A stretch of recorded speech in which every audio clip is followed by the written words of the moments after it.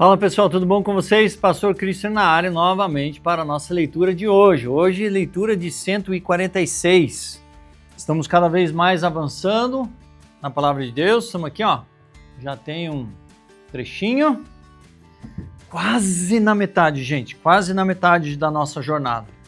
Quero dizer assim, me alegra o coração de você estar junto conosco, junto comigo, nessa empreitada. Então, por isso digo, vamos lá, vamos nos fortalecer nessa jornada, né? Essa nossa caminhada aqui na palavra de Deus. Beleza? Então, bora para a nossa jornada, para a nossa leitura de 146. Vem comigo.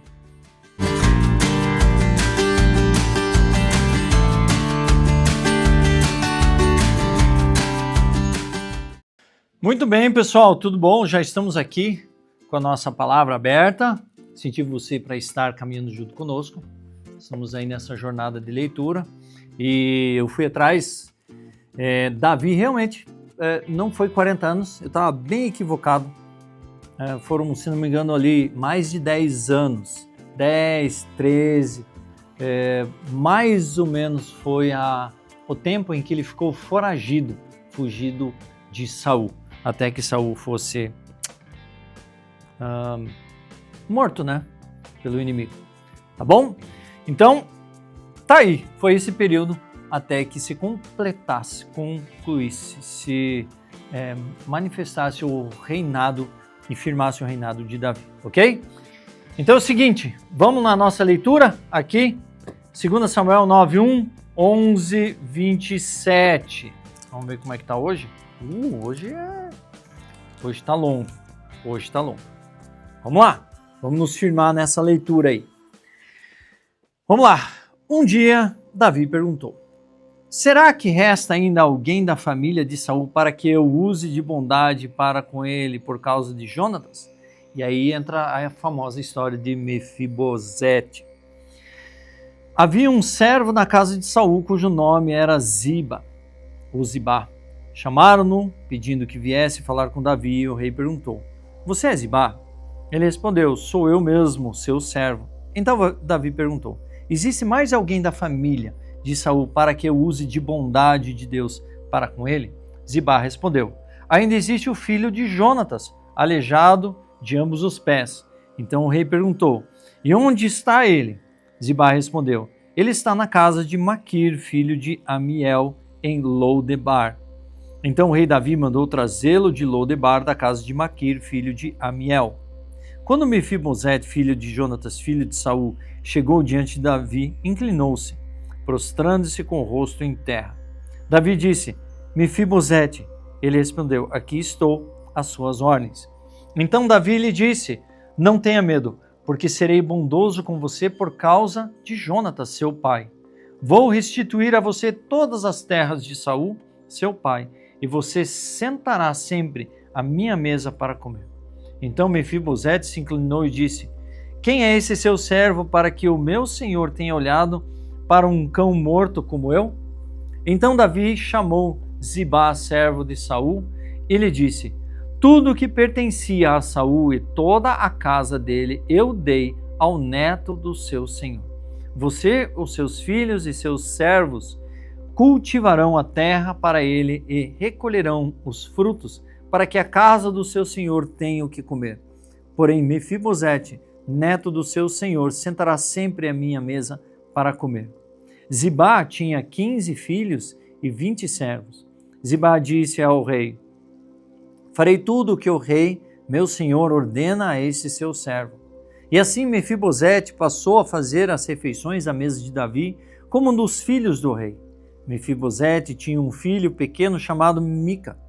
Todos os que moravam na casa de Zibá eram servos de Mefibosete. Mefibosete morava em Jerusalém porque fazia as refeições sempre à mesa do rei. Ele era coxo de ambos os pés. Depois disso morreu o rei dos filhos de Amon e em seu lugar reinou Hanum, o filho dele. Então Davi disse: serei bondoso com Hanum, filho de Naás, assim como o pai dele foi bondoso comigo. E Davi enviou alguns servos para consolar Hanum por causa da morte de seu pai. E os servos de Davi chegaram à terra dos filhos de Anum. Mas o príncipe dos filhos de Anum disseram ao seu senhor Hanum: o senhor pensa que foi para honrar o seu pai que Davi mandou esses consoladores? Não teria sido mais para que esses servos enviados por ele conheçam e espionem a cidade para poderem destruí-la? Então Hanum pegou os servos de Davi, raspou metade da barba de cada um deles, cortou metade das roupas até a altura das nádegas e os mandou embora. Quando Davi soube disso, enviou mensageiros ao encontro deles, porque estavam muito envergonhados. O rei mandou dizer-lhes: fiquem em Jericó até que a barba de vocês cresça de novo, depois venham para cá.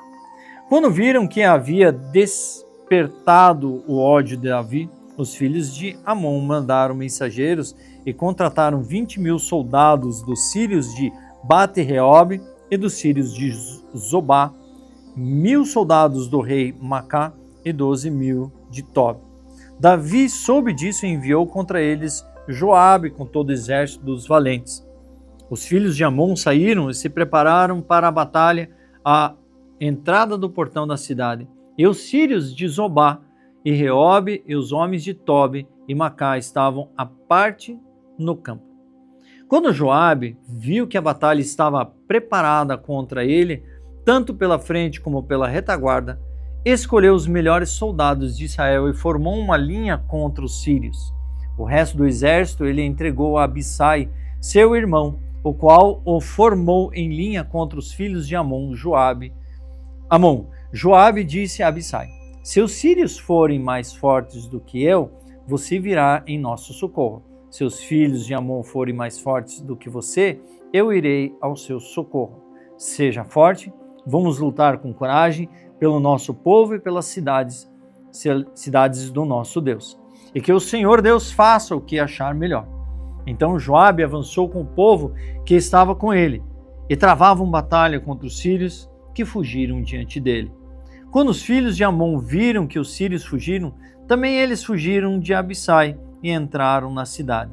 Então Joabe parou de lutar contra os filhos de Amon e voltou para Jerusalém. Quando os sírios viram que tinham sido derrotados por Israel, tornaram a reunir as suas tropas. Hadadezer mandou chamar os sírios que estavam ao outro lado do rio Eufrates e eles foram a Elã. Zobaque, comandante do exército de Hadadezer, marchava diante deles. Quando ficou sabendo disso, Davi reuniu todo Israel, passou o Jordão e foi a Elã. Os sírios se puseram em ordem de batalha contra Davi e lutaram contra ele. Porém, os sírios fugiram de Israel e Davi matou os condutores de 700 carros de guerra e 40.000 cavaleiros sírios. Também feriu Sobaque, o comandante do exército que morreu ali. Quando os reis, servos de Hadadezer, viram que tinham sido vencidos por Israel, fizeram paz com Israel e os serviram. E os sírios ficaram com medo de voltar a socorrer os filhos de Amon. Decorrido um ano, o tempo em que os reis costumam sair para a guerra, Davi enviou Joabe, seus oficiais e todo Israel. Eles destruíram os filhos de Amon e sitiaram a cidade de Rabá. Mas Davi ficou em Jerusalém. Uma tarde, Davi se levantou do seu leito e andando, passeando pelo terraço do palácio. Dali viu uma mulher que estava tomando banho. Ela era muito bonita. Davi mandou perguntar quem era. Disseram-lhe: é Batseba, filho de Eliã e mulher de Urias o Heteu. Será que vai dar boa? Então Davi mandou mensageiros que o trouxessem. Ela veio e ele se deitou com ela. Ora, Batseba tinha acabado de se purificar da impureza da menstruação. Depois ela voltou para casa. A mulher concebeu e mandou dizer a Davi: estou grávida. Então Davi enviou mensageiros a Joabe, dizendo: manda-me Urias o Heteu. E Joabe mandou Urias a Davi. Quando Urias chegou, Davi perguntou como estava Joabe, como se achava o povo e como ia a guerra. Depois Davi disse a Urias: vá para casa e descanse. Urias saiu do palácio real e logo saiu atrás dele um presente do rei. Porém, Urias dormiu junto ao portão do palácio com todos os servos do seu senhor e não foi para casa. Relataram isso a Davi, dizendo: Urias não foi para casa. Então Davi disse a Urias: você não vem de uma viagem? Por que não foi para casa? Urias respondeu: a arca, Israel e Judá ficam em tendas. Joabe, meu senhor, e os servos do meu senhor estão acampados ao ar livre. Como poderia eu ir para casa, comer e beber e me deitar com a minha mulher? Juro pela vida do rei que não faria tal coisa. Então Davi disse a Urias: fique aqui ainda hoje, amanhã eu o mandarei de volta. E Urias ficou em Jerusalém aquele dia e o seguinte. Davi o convidou para comer e beber com ele e o embebedou. À tarde Urias saiu e foi deitar-se no seu leito, na companhia dos servos do seu senhor. Ele não foi para casa. Pela manhã, Davi escreveu uma carta a Joabe e a mandou por Urias. Na carta escreveu o seguinte: põe Urias na linha de frente onde o combate for mais intenso. Depois deixe-no sozinho para que seja ferido e morra. Tendo sitiado a cidade, Joabe pôs Urias no lugar onde sabia que estavam homens valentes. Os homens da cidade saíram e lutaram contra Joabe. Alguns dos oficiais de Davi foram mortos e morreu também Urias o Heteu. Então Joabe enviou notícias a Davi informando tudo o que havia acontecido na batalha. Deu ordem ao mensageiro dizendo: quando você terminar de contar ao rei os acontecimentos dessa batalha, é possível que ele fique indignado e pergunte: por que vocês chegaram assim perto da cidade para lutar? Não sabiam que eles iriam atirar da muralha? Quem matou Abimeleque, filho de Jerubezete? Não foi uma mulher que do alto da muralha lançou sobre ele uma pedra de moinho e o matou em Tebes? Por que vocês chegaram tão perto da muralha? Então você dirá: também morreu o seu servo Urias o Heteu. O mensageiro partiu e, chegando, contou a Davi tudo que Joabe lhe havia mandado dizer. O mensageiro disse a Davi: na verdade, aqueles homens eram mais fortes do que nós e saíram para lutar contra nós em campo aberto. Mas nós fomos contra eles até a entrada do portão. Então os flecheiros do alto da muralha atiraram contra os servos do rei e alguns deles foram mortos. Também morreu o seu servo Urias o Heteu. Davi diga a Joabe que não encare isso como um mal, porque a espada devora tanto este como aquele, que ele intensifique seu ataque à cidade até conquistá-la. Quanto a você, encoraje Joabe. Quando a mulher de Urias soube que seu marido era morto, ela chorou por ele. Passado o luto, Davi mandou buscá-la e trouxe-a para o palácio. Ela se tornou sua mulher e lhe deu um filho. Porém, isto que Davi tinha feito pareceu mal aos olhos do Senhor. Olha! Quando isso é uma coisa que nós precisamos cuidar. Aquilo que nós fazemos parecer mal perante o Senhor.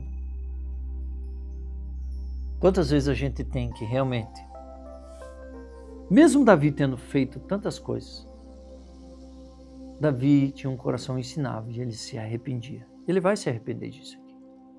Assim, na leitura, ele se arrependeu, né? Porque já aconteceu. Mas o quanto nós fazemos algo que está fora daquilo que a palavra realmente quer que a gente faça. Por isso eu digo, leiam a Bíblia. João 15, 1, 27. Eu sou a videira verdadeira e o meu pai é o lavrador. Todo ramo que estando em mim não der fruto, ele o corta, e todo que dá fruto, ele limpa, para que produza mais fruto ainda. Vocês já estão limpos por causa da palavra que lhes tenho falado. Permaneçam em mim e eu permanecerei em vocês. Como o ramo não pode produzir fruto de si mesmo, não se permanece na videira. Assim vocês não podem dar fruto se não permanecerem em mim. Eu sou a videira, vocês são os ramos. Quem permanece em mim e eu nele, esse dá muito fruto, porque sem mim vocês não podem fazer nada. Se alguém não permanecer em mim, será lançado fora, à semelhança do ramo, e secará, e o apanham. lanço no fogo e o queimo.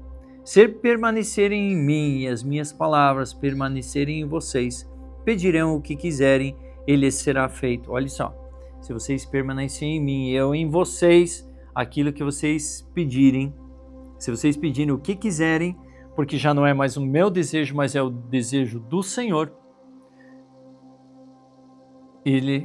isso será feito. Nisso é glorificado meu Pai, que vocês deem muito fruto e assim mostrarão que são meus discípulos. Como o Pai me amou, também eu amei vocês, permaneçam no meu amor.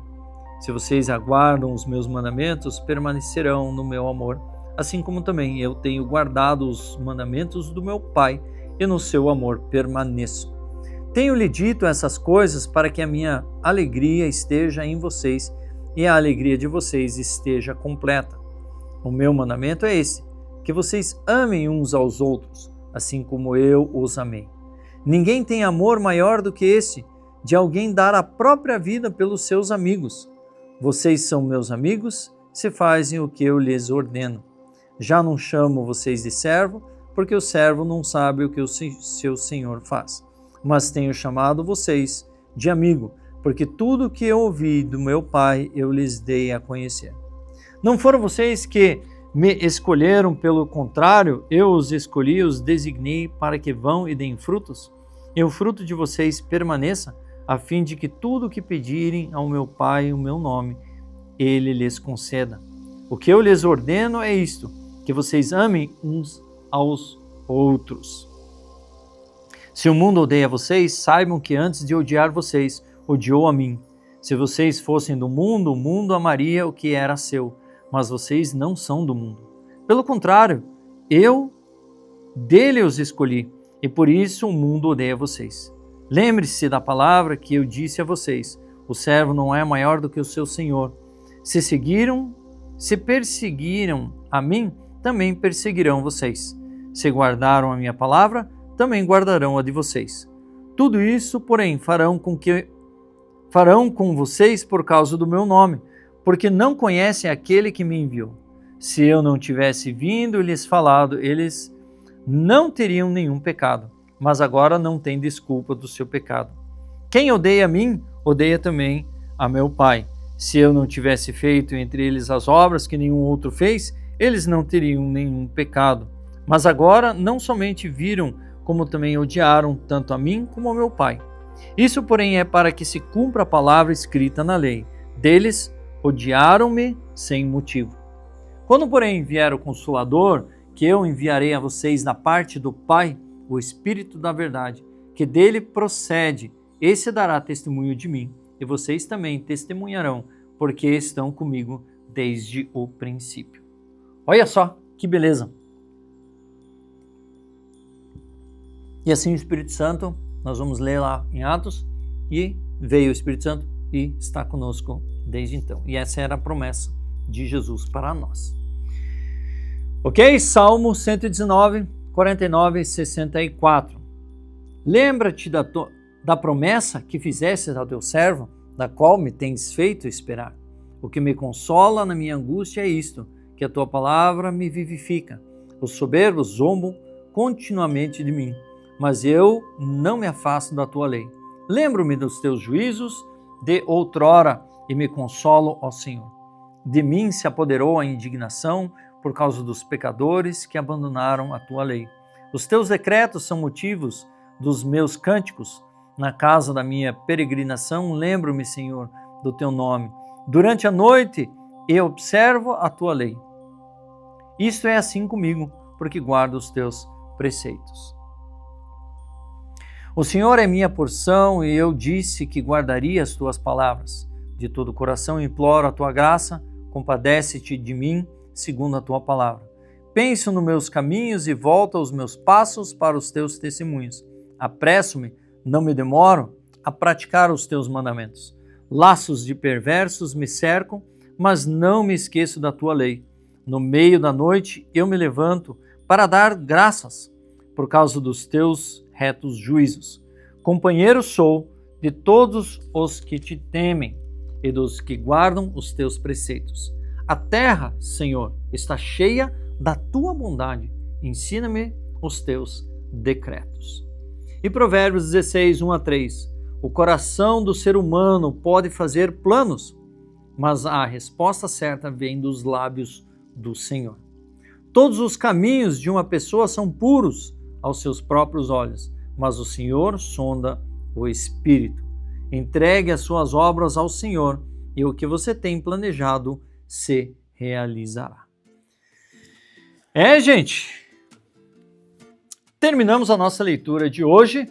Eu sou o pastor Christopher, que bom que você está aí conosco nessa jornada, nessa caminhada pessoal da Palavra de Deus. Estamos aqui com a nossa Bíblia, NAA, Nova Almeida Atualizada. Gosto dessa versão, muito boa. Bíblia bonita, gostei desse verde, como é que eles chamam? Design, agora me fugiu o nome. Simples, né? Aquele design mais singelo. Estamos aqui nessa caminhada da leitura da palavra. E eu coloquei o link aqui da onde que eu comprei essa Bíblia. Atualmente, ela no momento que está postada aqui, ela estava R$60. Tem promoções e tudo mais. Compre lá para que você possa caminhar junto comigo, fazer essa jornada. Ok? Inscreva-se no canal, não esqueça de compartilhar, ativar o sininho para não perder toda essa nossa caminhada e também para que você compartilhe e também dê um like em cada um dos vídeos para que o YouTube entenda, isso é um negócio bom para se compartilhar, que é a Palavra de Deus. Muita coisa é difundida na internet que quer realmente desvirtuar o cristão na sua jornada. E aqui é para que nós leiamos, para que ela transforme a sua vida, para que ela sacie a sua sede e para que ela possa completar através do conhecimento do nosso Deus, o Senhor Jesus. Ok? Deus abençoe vocês e espero vocês para a leitura do dia de amanhã.